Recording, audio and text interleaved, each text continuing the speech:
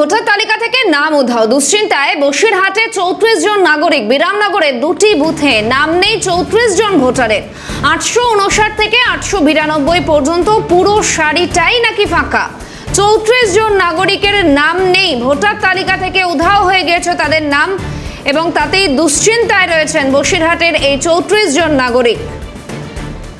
2002 সালে ভোট দিয়েছেন তারা, সে সময় ভোটার লিস্টে নামও ছিল, তবে এখন 2002 সালের যে ভোটার তালিকা প্রকাশিত হয়েছে সেখানে নাম নেই তাদের।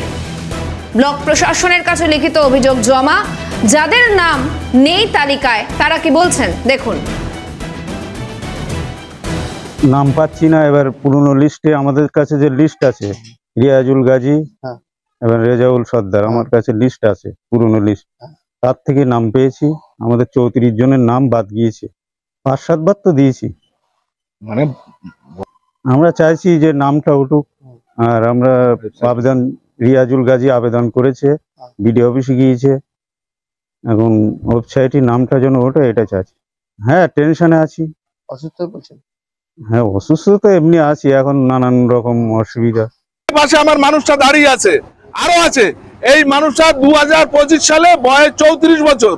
তাহলে এই 34 বছর বয়সে তার নাম 2002 সালে থাকা সত্ত্বেও নির্বাচন কমিশনের যে কারচুপির ফলে বর্তমানে ওয়েবসাইটে এনার নাম নেই, কিন্তু আমরা প্রমাণ দিয়েছি যে এনার নাম আছে। আমরা ইতিমধ্যে ভিডিও এইচডিও অফিসে ইলেকশন এই বিষয়ে আপনার কথা বলেছি, ওনারা কিন্তু সৎ উত্তর ওনারা দিতে পারেনি।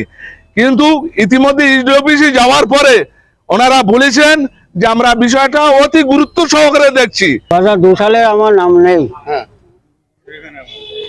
আবার এদিকে 2002 সালে লিস্টে পেয়ে গেছি, সেই লিস্টে কোনো গুরুত্ব দিচ্ছে না। 34 জন, 33 বার ভোট দিয়েছি। আর বয়স হচ্ছে 74 বছর বয়স। আমি চাইছি আমার নাম নেই, এই জন্য আপনার 2002 সালে নাম নেই বলে এইটা আমি।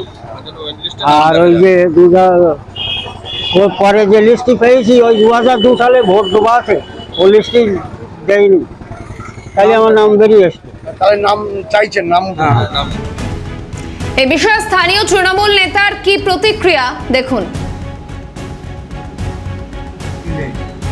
বলার একটাই আছে, সেই কারণে এদের নামটা বাদ গেল, সে ব্যাপারে আমরা অনুসন্ধান করতেই আমাদের এখন আপাতত বলার আছে।